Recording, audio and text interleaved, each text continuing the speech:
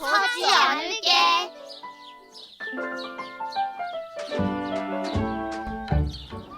엄마, 그러면 어떻게 만들어? 바닷물이 하늘에서 꽁꽁 뭉쳐서 만들어지는 거야.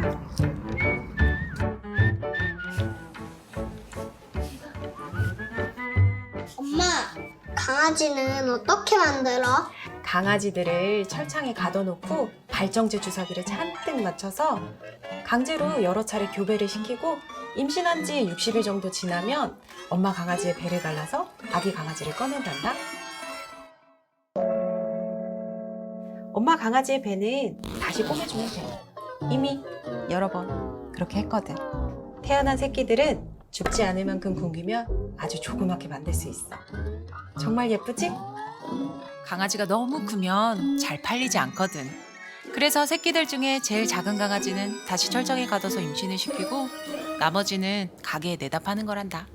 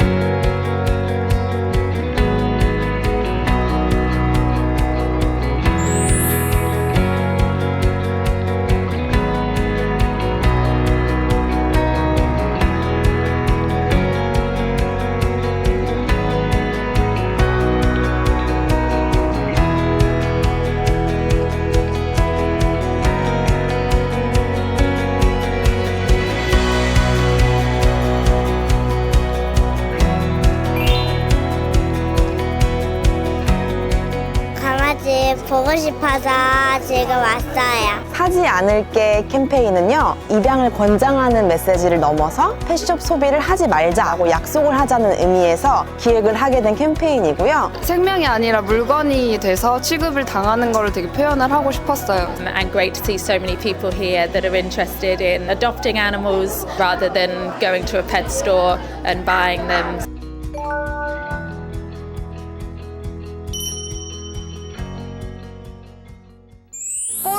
뽀로리. 네, 그래서 저희가 이 많은 번식장하고 번식견들을 발견하게 된 계기가 버려져 있는 번식장 구조를 하다 그런 거거든요. 저희가 5월 달에 애들을 다 뺐는데 6월 달에 또 거기다 누가 얘를 버리고 갔어요. 네, 그래서 저희 품으로 오게 된 친구예요, 뽀로리. 괜찮아. 아, 네가 저기서 보였다구나. 안녕하세요. 저는 철원군에서 온 뽀로리 보호자로 있는 김경미라고 합니다. 이제 근래 그 화성 허가 번식장이 크게 이슈가 됐잖아요. 그러면서 또 다시 한번 제 좀 가치에 대한 전환점이 생겨서 뽀로리가 눈에 띄었는데, 위액트 단체에서도 좀 의아했던 게 좀 노견으로 추경되고 모견인데, 보통 이제 강아지들을 많이 입양을 원하는데 어떻게 이렇게 모견을 하냐. 그 이전에 작년 거의 연말쯤에 제가 조금 모견에 관심을 많이 갖게 됐어요. 저희 포로리도 모견으로 좀 추정됐기 때문에 포로리를 입양을 계획했던 것 같아요.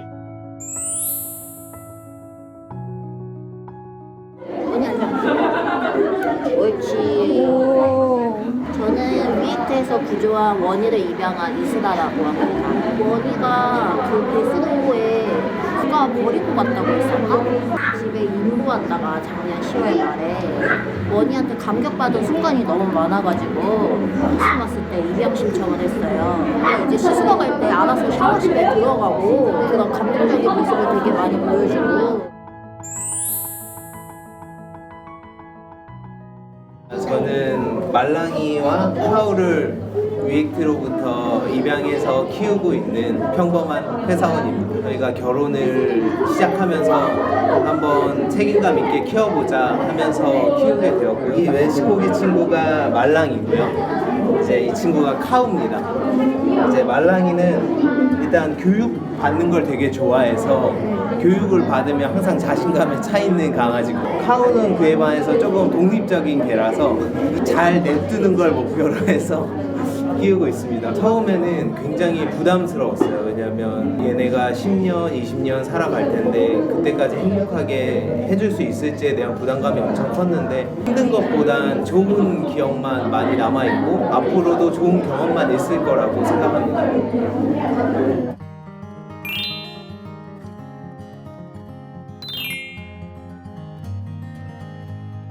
저는 위액트에서 그 안성 개농장 출신 골디를 입양한 이진희입니다. 원래 골디가 코로나가 터지고 난 다음에 입양자분이 정해져 있는 상태였어요, 캐나다에. 근데 아예 하늘길이 막히고 저희도 이제 아무래도 많이 사랑을 쏟다 보니까 보낼 수가 없겠더라고요. 양해를 해주시면 저희가 입양을 하고 싶다 그래갖고 조율을 해서 입양을 하게 됐어요. 잘 먹고 건강해요. 그게 최고죠.